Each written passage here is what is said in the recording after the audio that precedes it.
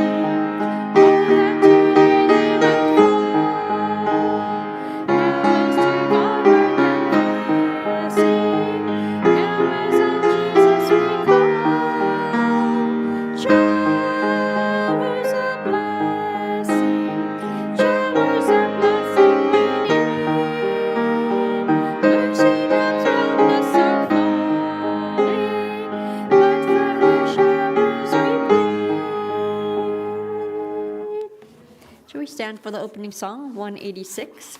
I Found a Friend, 186.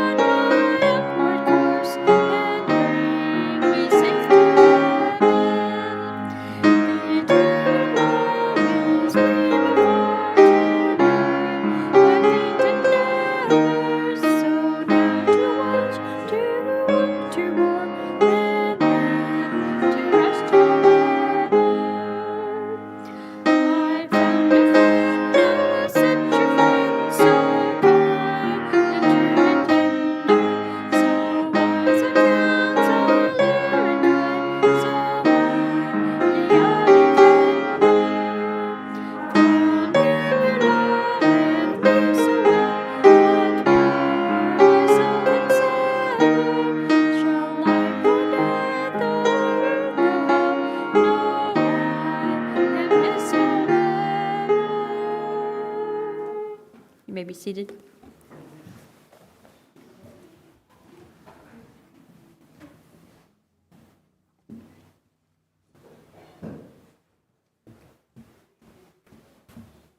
Good morning, everybody. I just had something that I had read this week in the Desire of Ages, and it says, "Through all our trials, we have a never-failing helper. He does not leave us alone to struggle with temptation, to battle with evil, and be finally crushed with burdens and sorrow.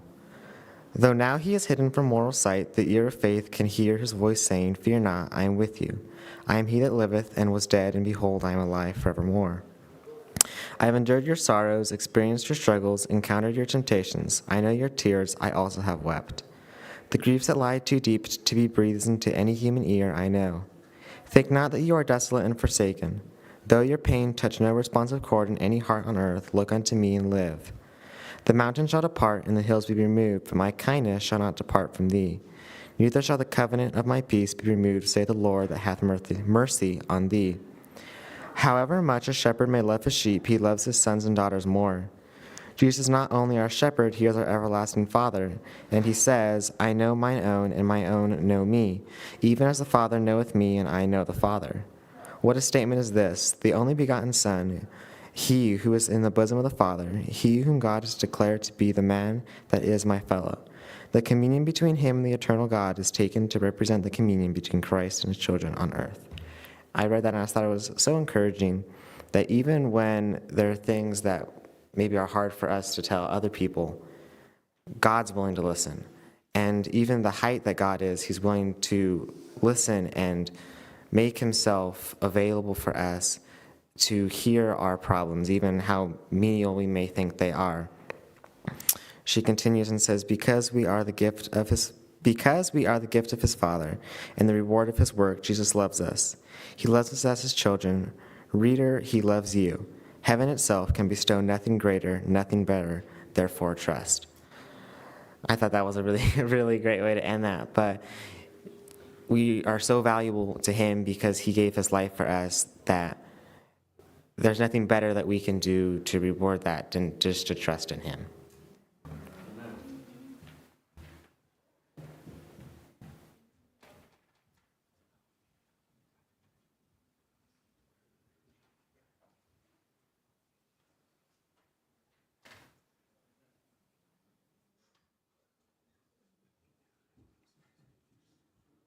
Good morning. Happy Sabbath. It's good to see some new faces that weren't here last night.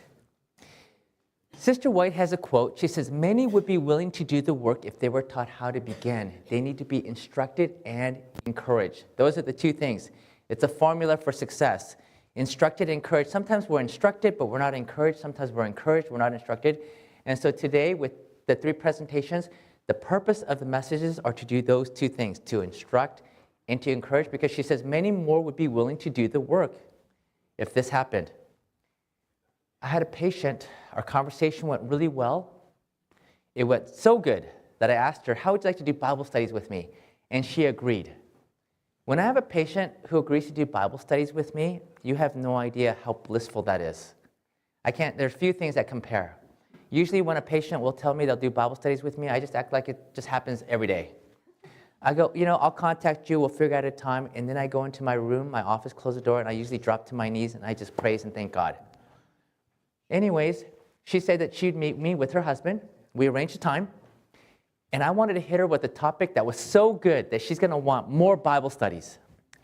Halfway through the Bible study, I knew things were going south when she asked the dreaded question. Do you know what the dreaded question is? That's right. What is your denomination? For anyone who's knocked on doors and have canvassed, that's the dreaded question. What denomination are you? And I hemmed and hawed. I did not want to tell her our denomination. Because usually you don't want to reveal that till 5, 6, 7, 8 Bible studies down the road. She insisted. And so finally I said, "I will tell you what denomination I am if you promise to come back for one more Bible study." She did not keep her end of the bargain. Later on, I'm going to tell you why this Bible study failed like this. Now, we're told that soul winning is the most blissful work. Ellen White tells us there is no greater bliss on this side of heaven than in winning souls. Strong words, blissful. She tells us it's the greatest work.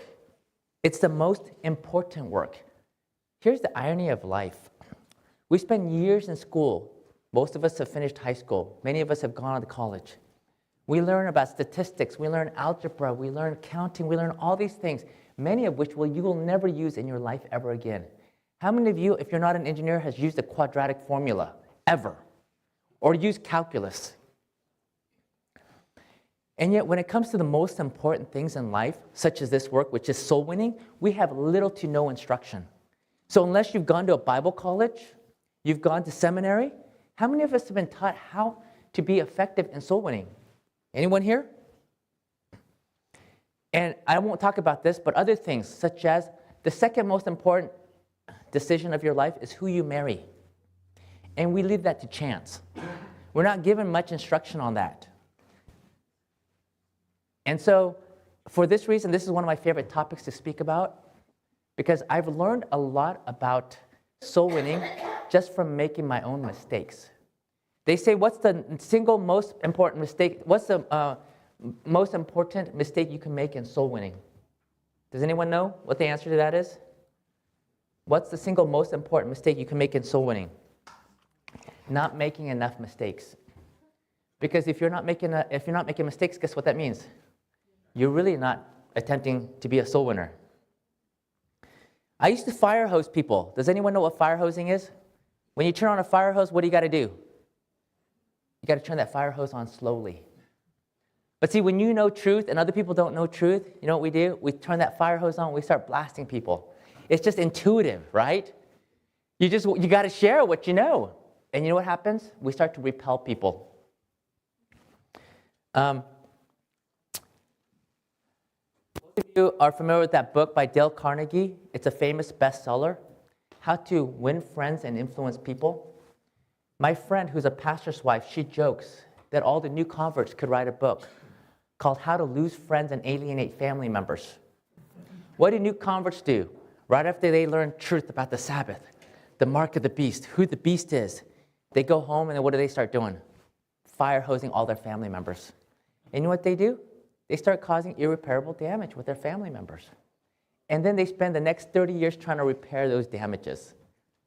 I've been there. I'm guilty. And so one of the things I do, see, I love it. Someone just raised their hand. One of the things I do when I start doing Bible studies with somebody, one of the first things I tell them, do not share anything I'm telling you with your family members, okay? Until later. And then I will share with you how to share this with their family members because they're excited and they want to share. And when you straight up tell your father who's Catholic and says, did you know that the Pope is the Antichrist? That doesn't do so well for building bridges with the people in your life. Now, it was one Sabbath morning. I was reading my Sabbath School quarterly. There was a beautiful verse in the New Testament. And I just posted that verse on Facebook. During Sabbath School, one of my friends comes up to me and she goes, did you see the comment that so-and-so wrote about your post? And she basically, it was a Jewish friend of mine who wrote that I was so anti-Semitic. Just a Bible text on your Facebook wall can make you look anti-Semitic. I deleted the post, I called her, and I apologized. Long story short, she unfriended me on Facebook. So even something as benign as a Bible text can burn bridges with people. We were having for those of you who were here last night, we were doing the Grand Canyon event, the Level 4 Challenge. A lot of people were hiking from the North Rim to the South Rim. It's a 23-mile hike. And for people who aren't really into big endurance feats, that's a big deal. It's a big bucket list to hike the Grand Canyon. So this group had hiked it. I had invited a friend of mine. She was not Adventist. And she was just having a great time meeting Adventists and having a memorable experience. And she's done. She just hiked the Grand Canyon. 23 miles. Started like 3 or 4 in the morning. It's evening. She got to the village, and you know what she wants? A juicy, fat meat burger. And she's in line to get a burger. And one of our well-meaning F5 Challenge members grew up in the Midwest. He says to her, you should try the veggie burgers. And she goes, yeah, sure, whatever, but she wants her meat burger. And he says to her again, the veggie burgers here are really good. I'm pretty sure he said it a third time because she's telling me the story on the way home. Finally, she goes, hey, I'm not Adventist. You know what I mean? She wasn't really impressed with this encounter. When we give Bible studies, is that the first thing we bring up is what you should and what you shouldn't eat? No, we save that for what? That's like towards the end of the Bible studies, right? So here, good intentions. He was well-meaning, but not effective. A few weeks later, we have another event. And ideally, if I had it my way, our events would not start Friday evening because our event is all about friendship evangelism. Invite your non-Adventist friends to come, but because we all work, our events usually start on a Friday night. So we're at Oregon at Smith Rock. We're going to go rock climbing that weekend. So we arrive late Friday afternoon, we settle in, and we begin with Vespers. And right after Vespers, we're sitting around the fire because we do what we call afterglow. And my friend, the girl I just told you about, she had brought her friend who was completely irreligious. But her friend had come because we're going to go rock climbing. She wants to go rock climbing. This is wonderful. This is exactly what we want. We want people to invite their non-Adventist friends. And as we're sitting around the fire, my friend Sue says this. She goes, when we were at the Grand Canyon, they were talking about how Jesus is coming back through the belt of the Orion. She goes, that sounds like a crock of, and then she didn't say anything more. And right there, I just want to crawl in a hole and die. I'm just wondering who of my friends are telling this person who's not even Adventist that Jesus is coming through the belt of the Orion. You get what I'm saying? There are things that we talk about amongst ourselves, but we have to be aware. And so that's what some of the things that I'm going to be talking about. Now, if we want to be effective in evangelism, what would be the best place to start? We'd want to learn from Jesus himself, right? The master evangelist, keys to effective soul winning. And I want to state this. Jesus is the master evangelist, and even Jesus did not win everybody. Is that correct? So, we're going to turn to John chapter 3. John 3:16, the verse everybody knows, for God so loved the world that he gave his only begotten son. Who was Jesus speaking to in this verse? Nicodemus. He's having a one-on-one conversation. You go to the next chapter, John chapter 4, Jesus meets with the woman at the well. And if you look at these two stories, there's only one thing that these two stories have in common with each other. Both of these people had a one-on-one encounter with Jesus, and there's nothing else that there is in common between these stories.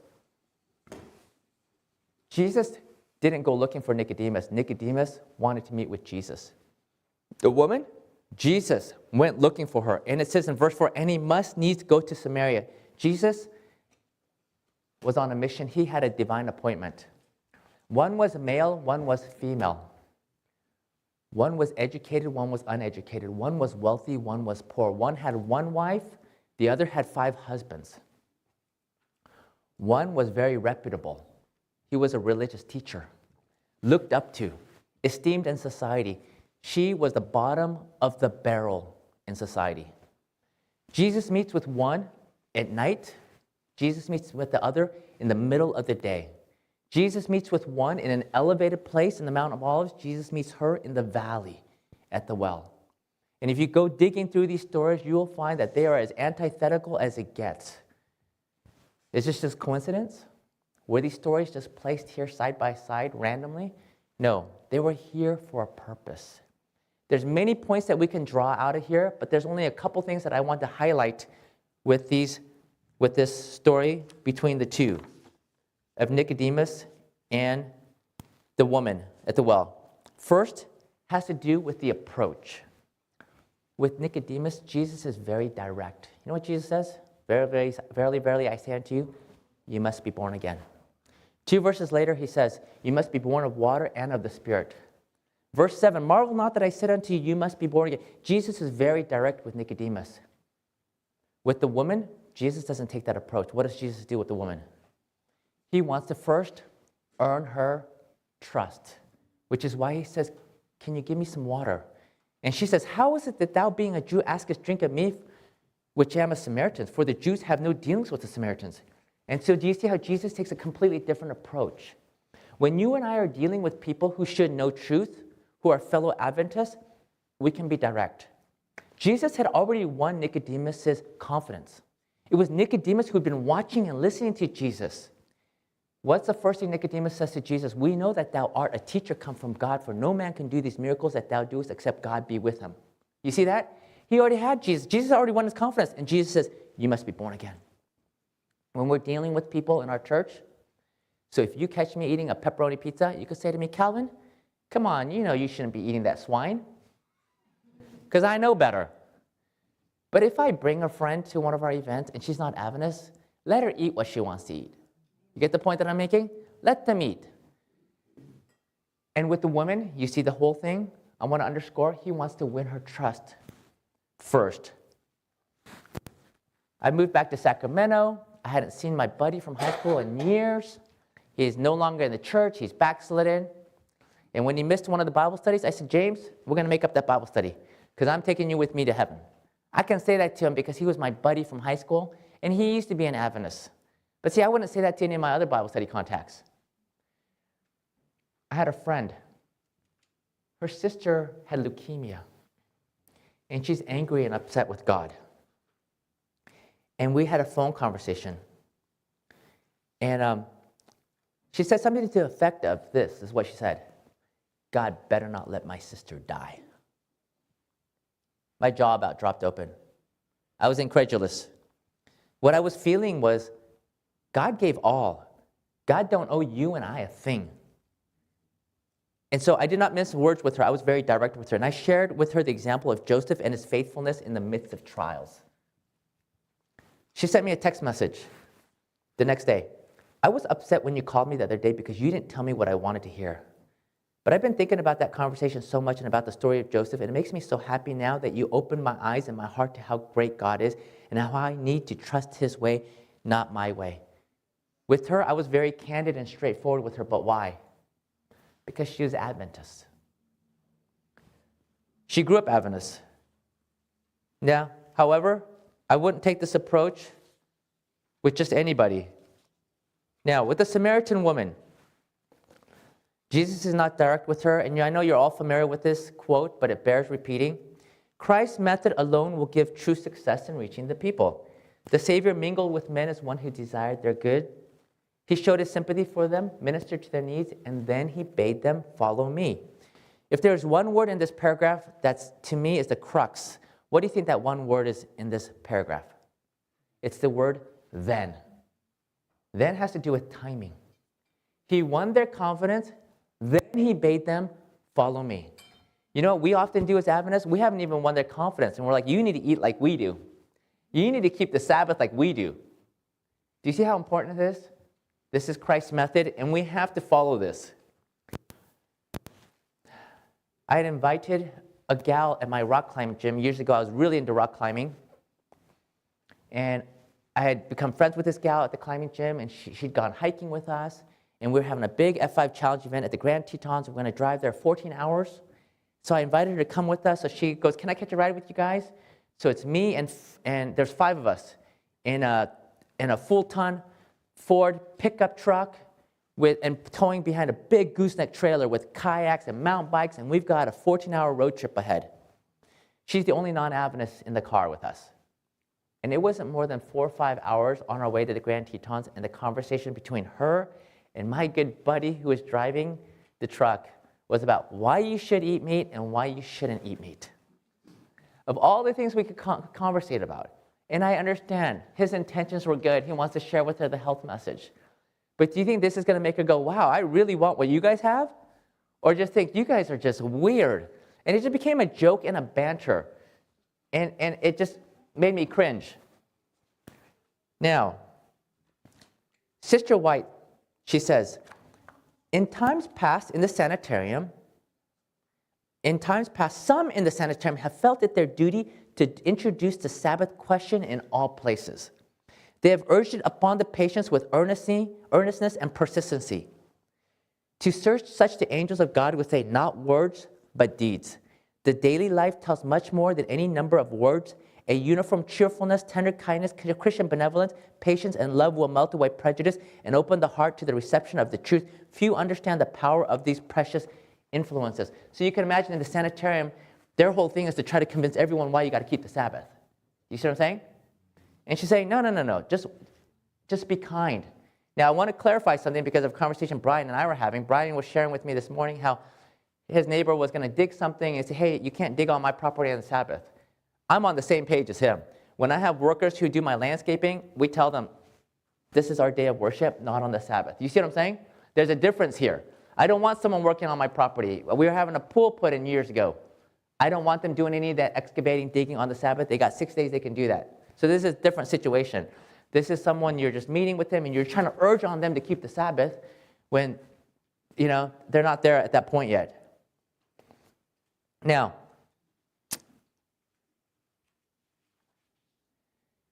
Two points regarding their timing, which is we don't want to bid people to follow us until after we've won their confidence, which is the method that Jesus took. The timing of conversion is not up to us. Paul says, I planted, Apollos watered. Who gives the increase? God gives the increase. Sometimes, when we're giving Bible studies, we so want them to go all the way and go to baptism. And you know what? I've learned we've got to put it in God's timing. I met a young man at a medical dental clinic, and he was just a few years older than me, and I said to him, hey, how would you like to go out to eat together? Took him out to lunch, and things were going just right. And I said to him, how'd you like to do Bible studies with me? He goes, yeah. So we started doing Bible studies. We'd go for months doing Bible studies, and then he'd just kind of stop doing Bible studies, and then after a while, he'd pick up these Bible studies again. It was 10 years before he finally got baptized. The timing is in his hand. And you might think, 10 years, that's a long time. Well, timing's not up to me, it's up to God. Now, the flip side, of course, is you do an evangelistic series, and after 4 weeks, you got 6 people baptized. But you know what happens a lot of times after that? A year later, they're all out of the church too, right? So the point that I'm trying to make is leave the timing to God. And the reality is my twin brother's an evangelist with Amazing Facts. My best friend was an evangelist with Amazing Facts. I'm all about the evangelism cycle.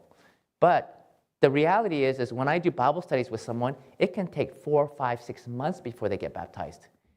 So that is one challenge with the evangelism cycle. In 4 weeks, all of a sudden, you've just had to give up your bacon, your pepperoni, your cigarettes, the day you worship, and give up all your beliefs, and the next thing you know what I'm saying? So when you think of it from that perspective, it's quite a bit, okay? And I'm not saying it doesn't work for everybody. The Ethiopian, he was baptized right then and there. But the thing is, my point is, I hope you don't miss the point, is that the timing, we need to leave the timing to God. For some, it could be quickly. For some, it could be a long time. The woman at the well, how long did it take? That day she was converted. And she goes and she tells the people in her city, come see a man which told me all that I ever did. She's excited and she's already witnessing. Do you know how long it took for Nicodemus to become converted? 3 years. It wasn't until after Jesus was crucified, he remembered that conversation. And then he put his neck on the line. He used his wealth to sustain the early church. So the timing is different for everybody. One gentleman shared the following on Facebook. If they had taught God at any point in our convos, short for conversation, I would have been gone. The Spirit dictated when it was the right time. He knew when I would be receptive. Humans have nasty habit of buggering up things. Why do we need new converts? Because you and I are all tapped out. All of our family members are either Adventists or the ones that aren't Adventists aren't interested. But when you get new converts coming in, let's say after an evangelist, they're the ones who are excited, and they have friends and family who don't know truth, and they're the ones who are inviting their family members to come to church. That's why we need new converts. But we also need people like Nicodemus. She was amazing for the local area, inviting the people in her town to come. Nicodemus, we need people like him who've got influence and means as well. And he was used to spread the gospel worldwide. We need both. Now, the Bible has many different metaphors for soul winning. Can you guys think of any metaphors in the Bible that's used for soul winning? What's that? Reaping and sowing. That is the most common metaphor. The farmer and the seeds. Any other metaphors for soul winning? Fishing. Yes, one of my favorite ones. Fishing. We got two. Anyone else? For the sake of time, light. You and I are supposed to be a light. Let your light so shine before men. Salt. We're to be like salt. Paul talks about we're to be a fragrance. We're to be an epistle, a letter.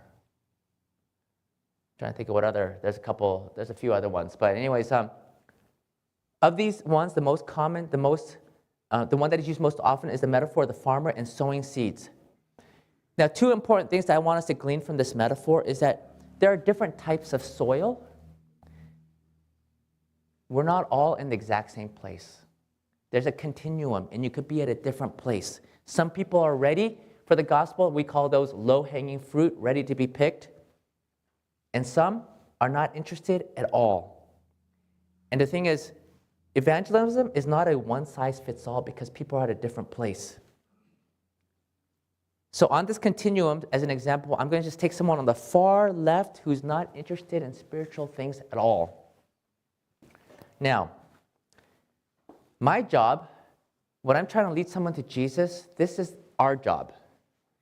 Ours is just to take someone from wherever they are just to the next step in their spiritual journey. Are you following me? Ideally, I want to take them all the way to baptism. But your job really is just to take them from wherever they are just to the next step. The problem, what we're doing is we're trying to take them from A to Z in one full swoop by trying to convince them not to eat burgers. But no, ours is just take them to the next step. Maybe that's just for them to have a good experience with Seventh-day Adventists. Go, oh, that's what Seventh-day Adventists are. They're really nice people. Maybe for someone else, they want to have Bible studies. They want to know why we keep the Sabbath. Now, in John 3:19, and it says, "And this is the condemnation that light has come into the world, and men love darkness rather than light." The next verse says, "For everyone that doeth evil hateth the light." You have to recognize that there are people who aren't interested in spiritual things. You and I, we're sitting in here at Sabbath School. We like truth. We like light. That's why we're here. But not everybody likes light.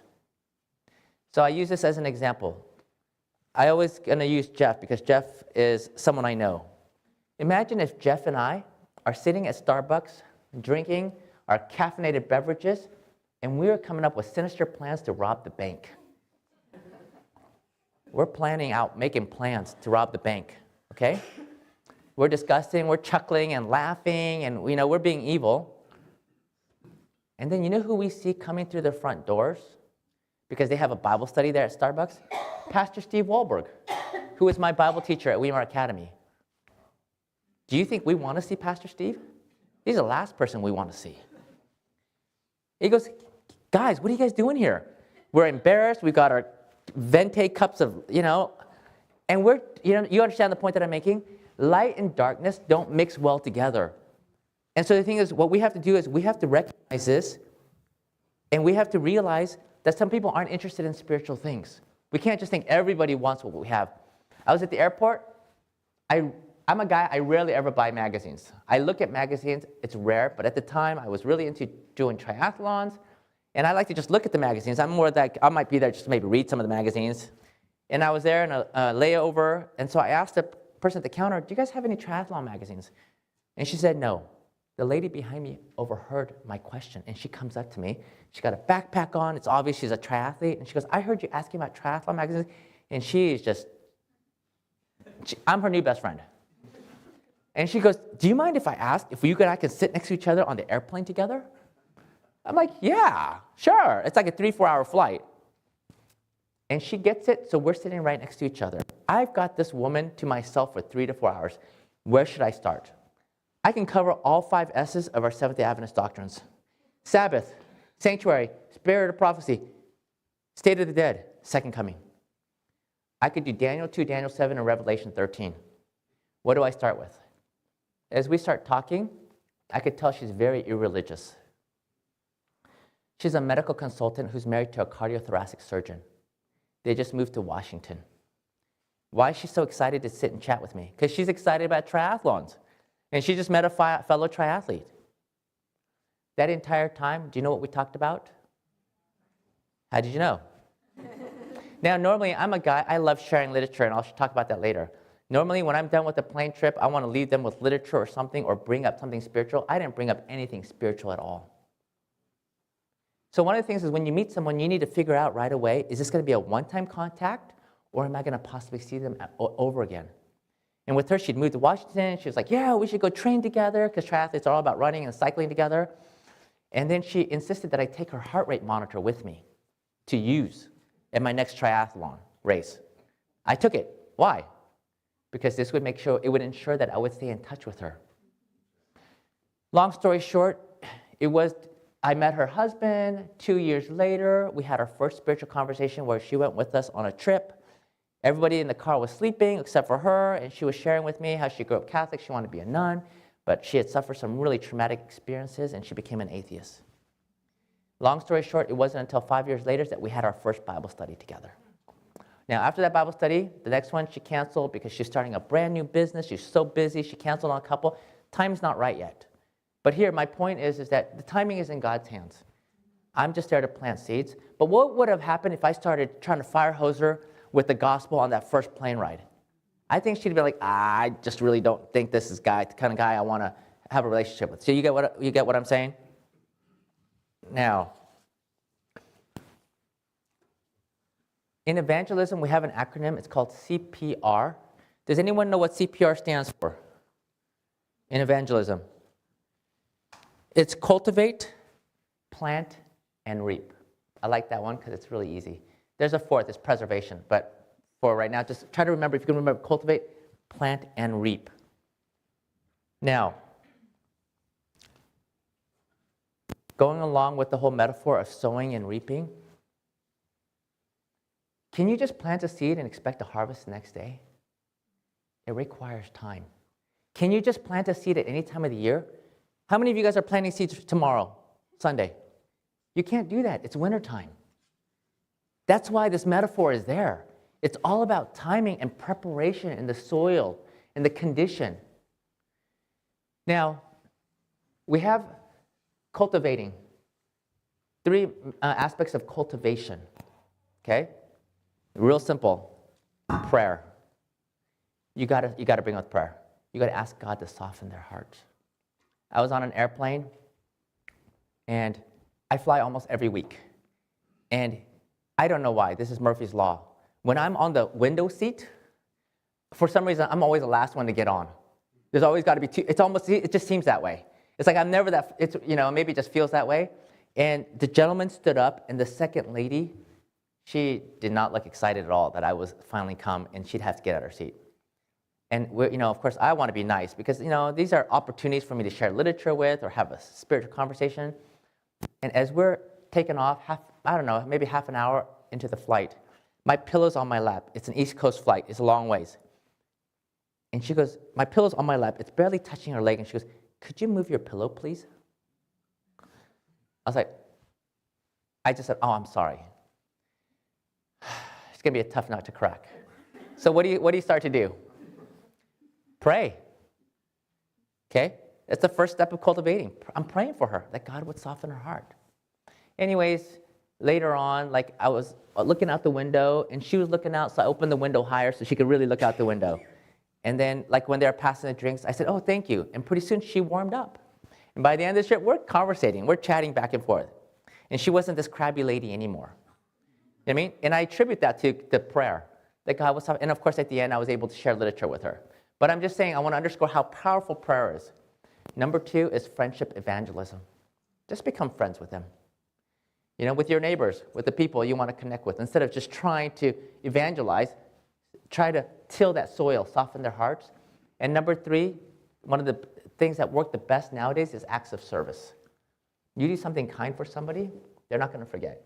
And that's one way, okay? Now, I'm not going to go into the rest of that, but before I go into the whole planting and reaping, we have CPR. BLS, for those who are in the medical field, is basic life support. My acronym for BLS is just, as it pertains to soul winning, is basic level of success. Do you know what I think is basic level of success? If someone knows you're a Seventh-day Adventist and they think you're normal, I think that's success. Because we want to be winsome witnesses. Because if we're winsome, maybe we can win some to Jesus. And if they think you're weird, now you have the additional challenge of getting them to think you're normal before they think you're winsome. You understand what I'm saying? Weird is just not cool.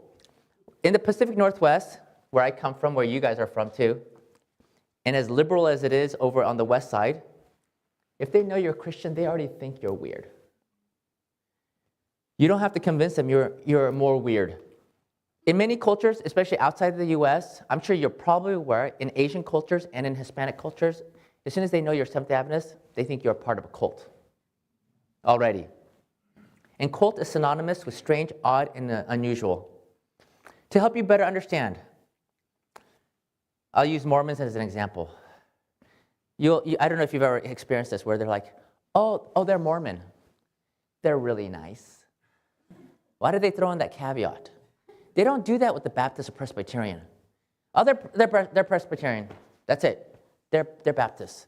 Or I've heard something similar to this, like, oh, I have friends in Walla Walla.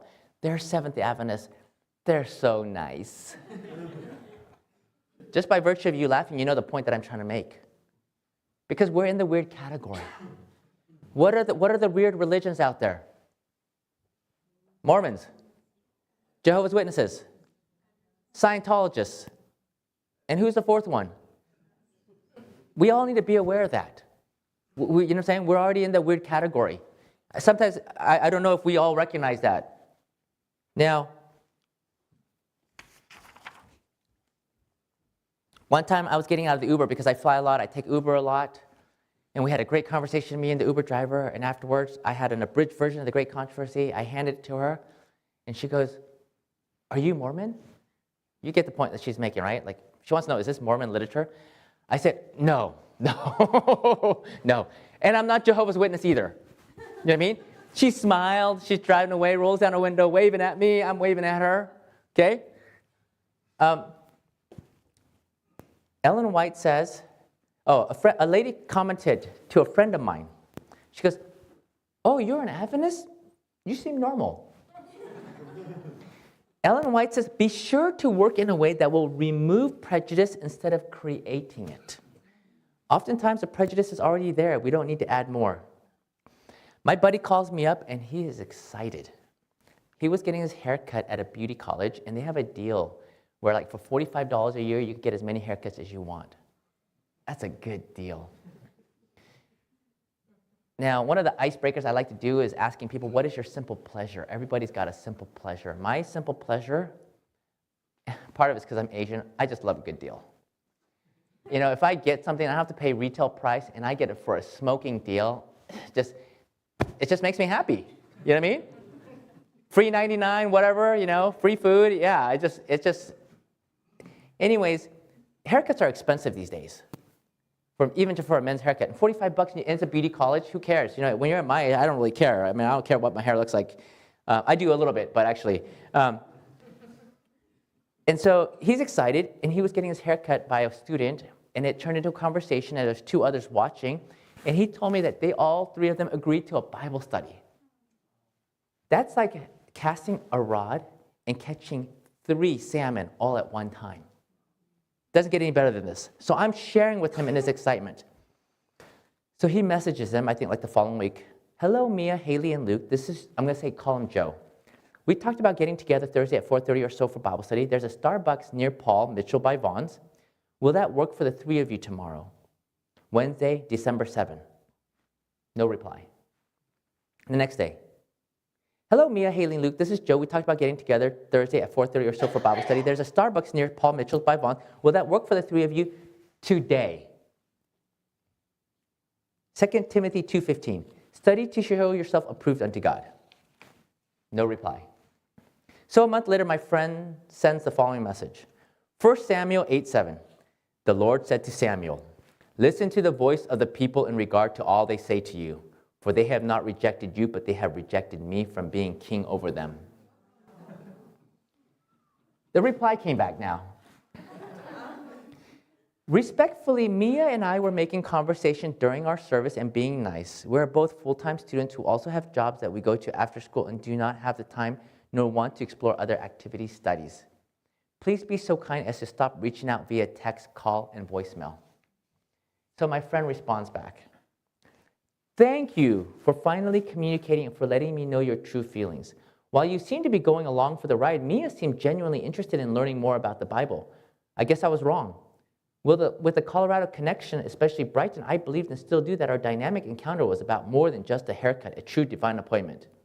I was really excited about sharing the good news of the gospel for this unique time in history with both of you. So sorry if I came on too strong. Jesus did say many are called, but few are chosen. And as he respects freedom of choice, so will I. If either of you change your mind, I'm just a phone call or text away. Thanks again for having the courtesy of reaching out. One more thing. I understand you are both very busy and that can affect your ability to have time for things like Bible studies, but God always rewards us in so many ways, including time management when we make time for him and getting to know him, a priority in our life. I wish you both well in your spiritual journeys. Time is running out. What are things my friend could have done differently? Huh? Everything?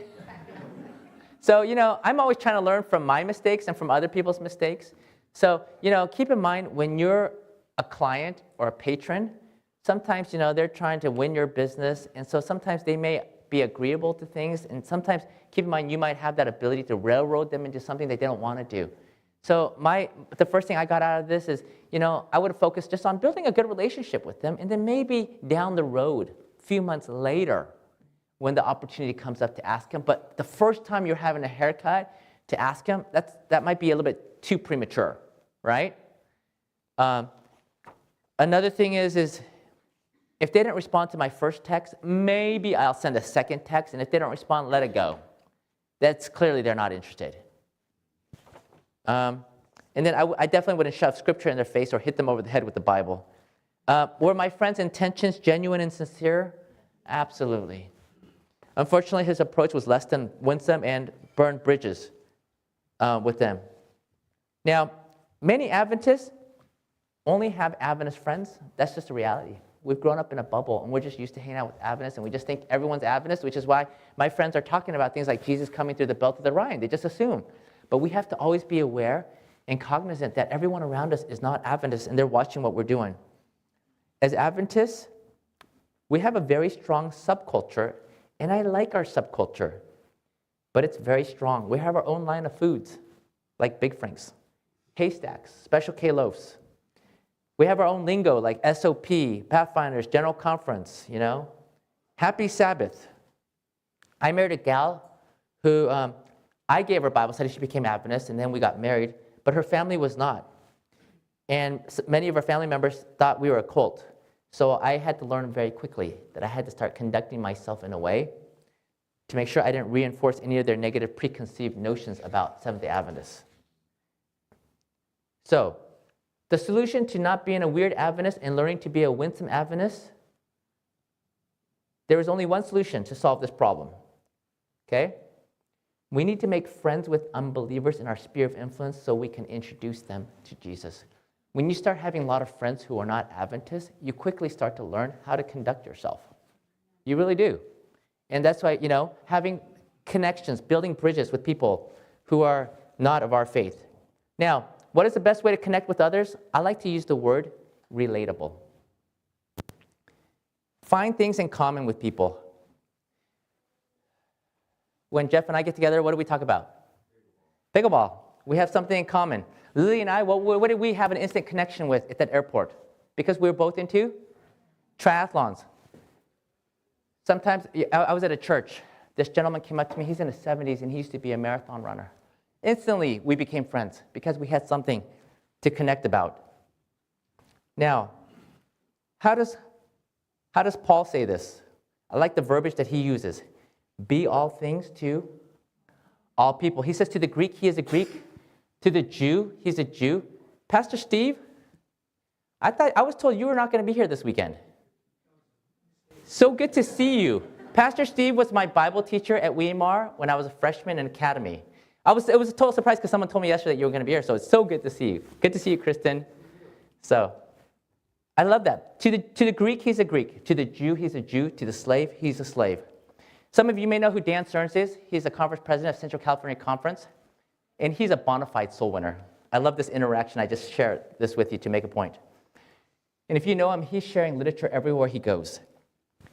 As he's walking on his morning walk with his wife, he hands this to somebody out on the street, and he goes, "What are these?" And he says, "They're like spiritual vitamins. If you like them, pass them on to someone else. If you don't, you can toss them." He quickly handed them back and said, "I'm a Jehovah's Witness." Pastor Dan replied, "I'm a Jehovah's Witness too. I witness for Jehovah all the time." The guy goes, "Do you go to Kingdom Hall?" I go anywhere I can find people who love Jehovah and honor his holy name and his holy law. Wayne looked at me trying to figure out who I was and what this was all about. Pastor Dan said, "I better catch up with my wife, but can we have a short prayer before I leave?" "No, I'm not ready for that. You shocked me when you said you were of a Jehovah's Witness. Can we still be friends?" "Yes." "Well, then let's take a selfie together, and I'll go." If you know Pastor Dan and you follow him on Facebook, he'll always take selfies with people that he shares literature with. And I took the picture, and as I jogged away, I said, Jehovah bless you. Pastor Dan knows how to be all things to all people. Who here is a Jehovah's Witness? Who here is a Baptist? I believe in baptism by immersion. To a rock climber, I talk climbing. To the runner, I talk running. To the mother who is struggling with her kids, I'm the dad of 2 daughters. Now, does this mean that I'm a Republican to fellow Republicans, but I pretend to be a Democrat to fellow Democrats? No, that is not what I'm saying here. I'm going to clarify what I mean, okay? What it means is that I don't broadcast on Facebook and on social media and put down the opposing party. That's what it means I don't do. You understand what I'm saying? Because see, when I'm on there and I'm just telling the world how much I love this one political party, 50% of my friends think that I'm the best thing since sliced bread. They're like, "Yeah, Calvin," and they're with me. You know what the other 50% think? They think I'm an idiot. What do you think that does for my witness? To me, my witness is more important than my political leaning. Here's another point that I want to make, because this is an issue in our church. Years ago, during the pandemic, as we were all locked down, I was sitting there and I was like, okay, what can we do? So I started a Facebook group called HOP, Helping Others Prepare for the End, or Helping Others Prepare for Eternity. It was called Rejoicing in Hope, because there's a Bible verse, Rejoicing in Hope. It was a place, it was for Adventists only. And any one of you guys can join this group. And there was key questions. What does GC stand for? Everybody, what does GC stand for? General Conference or Great Controversy. What does SOP stand for? We should all know that. Every once in a while, people will leave it blank, or they'll ask, what is SOP? Well, you guys all know. And then the third question is, what is haystacks? And so between those 3 questions, we can weed out if you're not Adventist. And this was supposed to be a safe place because it was the pandemic. People are moving away into the country. Myself, my parents, we actually bought country property. We're doing the same thing. I'm on the same page as you guys. I know I'm speaking to the choir here. And as soon as the topic was country living, it was arguing back and forth. Adventists, don't tell anyone, love to argue. They're arguing about why you should be in the country and why, no, you got to be in the city and work the cities. And it was funny because I know these parties, they're arguing, they're both my friends. They don't know each other. But there's something about being behind a screen and thinking they don't know me and they're arguing with each other. And I couldn't believe the way that they're treating each other. However, they're arguing on here. Ironically, these people who are arguing why you should be in the city eventually left and moved to the country. Anyways, then they're arguing about masking. Then they're arguing about vaccination. Then they're arguing about politics. And I'm on there constantly, you guys, please, let's be courteous to each other. Let's be kind. Eventually, we just had to shut down any of this arguing and debating because it never led to anything positive. And it just turned into a dead site. It just turned into a site where people just post up Ellen White quotes. It was just, the activity just died because we had to shut down because we couldn't stop all the arguing. And then I believe God led in this. We said, let's focus on something completely different. And God gave us this name, which is Evangelism. It just says what it is, right? It's living an intentional and deliberate life of evangelism. We changed the name to Evangelism, no more arguing and fighting anymore. Because it brings everyone together. Because everyone's excited about soul winning. The liberals and the conservatives, they can all agree that what we need to be doing is winning souls. And so that's why I'll talk about this in my next message, why I'm so passionate about soul winning. Anyways, Sister White says, agree with the people on every point where you can consistently do so. Let them see that you love their souls and want to be in harmony with them so far as possible. Unfortunately, some Adventists, it seems like they just follow the exact opposite. Disagree with the people on every point where you can consistently do so. Sister White also says, we should act with discretion. There are conscientious persons who think it their duty to talk freely upon points of faith on which there is a difference of opinion, in a matter which arouses the combativeness of those with whom they converse. One such premature, injudicious effort may close the ears of one who otherwise would have heard patiently, but who will now influence others unfavorably. Thus spring up the roots of bitterness whereby many are defiled. Through the indiscretion of one, the ears and hearts of many may be closed to the truth. Now, this quote right here that I'm going to share is not inspired. It's not from the pen of inspiration, but it's so beautiful. Listen carefully. We do not draw people to Christ by loudly discrediting what they believe, by telling them how wrong they are and how right we are, but by showing them a light that is so lovely that they want with all their hearts to know the source of it. Jesus knew how to relate to people. How did he do this? Evangelism tells us, page 139.5, Jesus found access to minds by the pathway of their most familiar associations. Jesus doesn't use esoteric, obscure vernacular. What does Jesus say to the fishermen? Come follow me, I will make you fishers of men. What did he say to the young rich ruler? Come follow me, I will make you a fisher of men. Is that what he said to the young rich ruler? No, you know what he says? He talks young rich ruler language.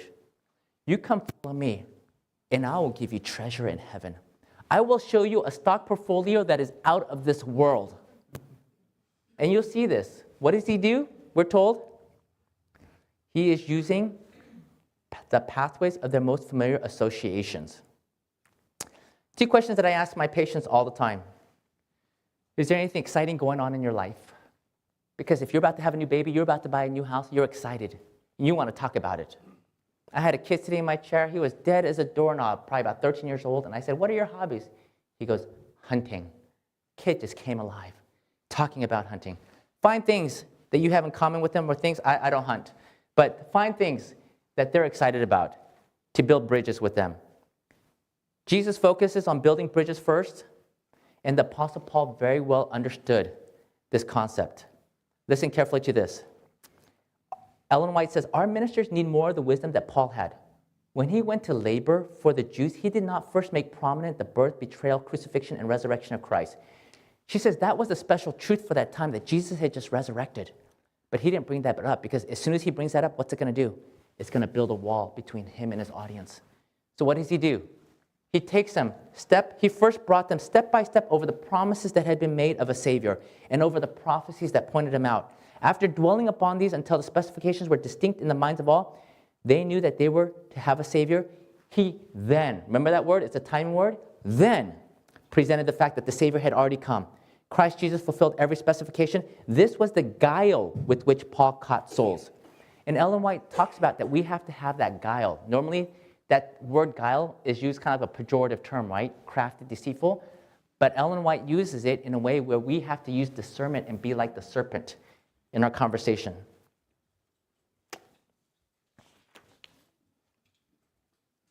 Guy in our church, when we would have an evangelistic series, what we would do is we'd put all our Adventist hymnals away because they say Adventist on there.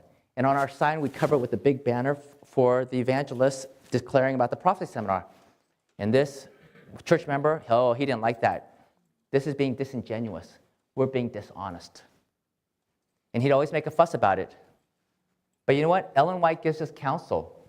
Because for some people, if they knew right away that you're Adventist, they might not give you a chance. And we want them to at least hear the message. She says, tactful methods, not deception. You need not feel that all the truth to be spoken to unbelievers on any and every occasion. You should plan carefully what to say and what to leave unsaid. This is not practicing deception. It is to work as Paul worked. He says, being crafty, I caught you with guile. You must vary your labor and not have one way which you think must be followed at all times and in all places. Your ways may seem to you a success, but if you use more tact and more of the wisdom of the serpent, you would have seen much more real results of your work. I just love how balanced the spirit of prophecy is. She says, don't conceal it. Okay, let me actually read the quote. In regard to making known our faith, no decided effort should be made to conceal it. We're not to hide our faith. And no unwise efforts put forth to make it prominent. What she's saying is don't be in their face about it either. Many people will come to the sanitarium, or you could substitute your business, who are in a favorable condition to be impressed by the truth. If they ask questions in regard to your faith, it would be proper to state what we believe in a clear, simple manner. Indwelling godliness imparts a power to the conduct of the true believer that gives him an influence for the right. So, when in doubt, remember, deeds, not words. In 2011, I had a friend call me, and she goes, you know what? There's this guy, we're praying for him. He's going through a divorce. He likes to mountain bike. Can you take him mountain biking? So I contacted him, and we became mountain biking buddies. From time to time, we'd be on the road together while we're driving to distances to go mountain biking, and I would bring up spiritual things, and I could tell he was not in that place spiritual. He was not interested in spiritual things, but we had a great relationship. Eventually, he moved away. We were having an F5 challenge event in Tahoe. I invited him to come there. He came. This is what he shared on Facebook. In 2015, Calvin invited me to a regional event, and I did not know anyone else. I believed in God, but I had no relationship with him. I had no desire for a Bible study or a prayer meeting or even to go to church. I went to the event to have fun and meet people because that was something I really needed in my life at that time. I was welcomed and included in the group like they had known me for years. I left that weekend with 12 new friends, and even though I didn't realize it at the time, God was using this group to establish a relationship with me. Justin is now fully back in the church, committed to God and serving in ministry. I was only just one small cog in that process. Dawn is the one who contacted me. Her friends were praying for her, for him, and the gal at the time. They were going through a divorce. So God is using all of us. We play different roles in sowing and watering. But my point is, at that time, he had pushed him too hard. At the time, the timing wasn't right at that time. But when the timing was right. So when in doubt, remember deeds, not words, and err on the side of being a normal and loving Christian. Here are 3 simple questions you can ask yourself, especially because we live in a world of social media. When I post something on social media, I ask myself, is this going to build bridges, build walls, or burn bridges with those I'm trying to reach? If one of my coworkers had a gay child or an atheist friend saw this, would it repel and offend them, or would it help me to win their confidence and trust? Third, and the last key for cultivation is, I mentioned acts of service. The Barna Group came with a conclusion after they do their research. 30 years ago, the approach that worked was a proclamational approach. You need Jesus in your face, and it worked. 10, 20 years ago, they said, you know what worked best? Is friendship evangelism. You know what they say works best now? Is acts of service. Doing something kind for somebody. During COVID, my wife and kids got COVID. I was in Washington working. The timing was a blessing that I was away from home, so I never caught COVID. I've got to work anyways. I've got to see patients. They are suffering. There's nothing I can do. And one of our church members came by the house and just dropped off Thai food in front of the front door. I was so touched. Anytime someone drops off free food, it's nice, but when you're going through a difficult time, it means so much more to you. It made such an impact on me. I said, When that happens to one of my friends, I'm going to drop off food at their home. And sure enough, one of my neighbors, he had COVID and his wife. So I went and took Indian food and left it at the door. My point is that the best time to make an impact in someone's life is when they're going through difficulty. Do something kind. Mike was a new patient. At his first visit, he let us know that he was under a lot of stress because he was being charged of committing a crime that he did not commit. And if found guilty, he'd be going to prison. During one of our visits, our conversation turned spiritual, and I said, hey, how would you like to do Bible studies? To which he declined. At another visit, he was sharing with me that he was concerned about his dog because if he gets charged guilty, he goes straight to prison. Who's going to take care of his dog? And I said, I'll make sure your dog is taken care of. I'll find somebody, or I will take care of your dog because I'm a dog lover. He messaged me a few weeks later and said, can we meet? I want you to meet my dog. So I said, let's go out to dinner. We met, and our conversation naturally turned into a spiritual conversation again because he was Christian, because he's stressed. And at that visit, I felt compelled to ask him, how would you like to do Bible studies? To which he agreed. It was on the third Bible study, he goes, how come all the churches aren't teaching this? Which is what I love to hear. And I just said to him, remember I asked you if you wanted Bible studies, and you said no. And he goes, well, that's because I'm an introvert. So I'm learning, right? The introverts, initially, they really need to connect first. They don't just feel comfortable. Anyways, God blessed him in a special way. As we were doing Bible studies, the DA completely dropped the case. So God blessed him in a special way. But I want to underscore the story because what was it that allowed me to gain access to his heart? Ellen White says, your success will not depend so much upon your knowledge and accomplishments as upon your ability to find your way to the heart. What was it? Was it because I was providing such great dental care? No. It was his dog. Something all of us can do. We can find things that people need help with. And that's what opened the way to his heart. I'd mentioned the metaphors, fishing, farming, light, salt, yeast was one I forgot. Yeast, fragrance, epistle, letter, ambassador were to be disciples. If you look at all of these metaphors, there's one thing that they all have in common. In order to be effective, these metaphors, these objects, have to get out of their comfort zone. Salt, if it stays in that salt shaker, it's not going to do any good. Light hidden in a cupboard won't do any good unless you let that light shine. A fisherman who's hanging out in his fishing hut won't do any good until he gets out there and he starts to cast that rod or the net. We need to get out of our comfort zones and permeate those in our sphere of influences. I've shared about making many mistakes, and I want to encourage you, don't let the fear of making mistakes stop you from getting outside of your comfort zone. Here is the great news, is that we serve a God who can take curses and turn them into blessings. He can take our faux pas and our mistakes and use it to win people. Remember I told you about the friend that I invited from the climbing gym and the banter in the car about why you should and you shouldn't eat meat, and I was so embarrassed as my friend is friendly, basically debating with her why we shouldn't be eating meat. Later on, she sends me a message. Calvin, I want to thank you in person, but seldom see you with your daughters at the gym. I'd like to attend your church service. These people are good-hearted individuals, many of whom are dear and now close friends or acquaintances. Thank you for giving me the opportunity to join everyone at Zion National Park, which was another event we had that she came to. We serve a God who can take our mistakes, oddities, and foibles and make all things beautiful. So don't be afraid of making mistakes, as our mistakes are our greatest teachers. There's no substitute for going out there and learning from our experiences. Miracles and divine appointments don't happen when we are in our comfort zone. It's when you step out of your comfort zone that you will begin to experience those miracles and divine appointments. And when you do, it is just so sweet that you're willing to step out just a little bit more out of that comfort zone. And the more you do, the more divine appointments and miracles you will experience. And as we come to an end, I'm going to just end with one last little story. This was, I think, it was the summer before last summer.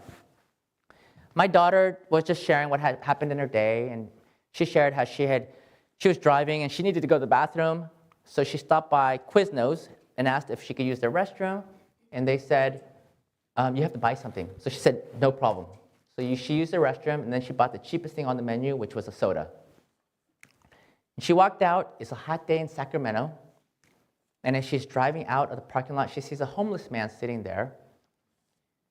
And so she backed up the car and she rolled down the window and she said to the homeless man, would you like a soda? And he said, yes. So she said she backed up, pulled out a glow track out of her car, which Daddy puts in there, pulled the glow track out, and gave the homeless man a soda. And she just told my wife and I the story. And I want to tell you why the story made me so happy. First is that my oldest is pretty health conscious, so she doesn't want to drink that soda, so that makes Daddy happy. Number two, she could have just thrown the soda away, but that would be wasteful. And there's a homeless guy, it's a hot day, so instead of wasting it, at least she had the common sense to just give this to somebody. But the third was that it took her probably 1 or 2 seconds to grab that glow track and hand that glow track with that soda to the homeless man. Now, the soda is fleeting, but that glow track, who knows what kind of seeds that glow track may plant. And who knows, it may yield something for God's kingdom.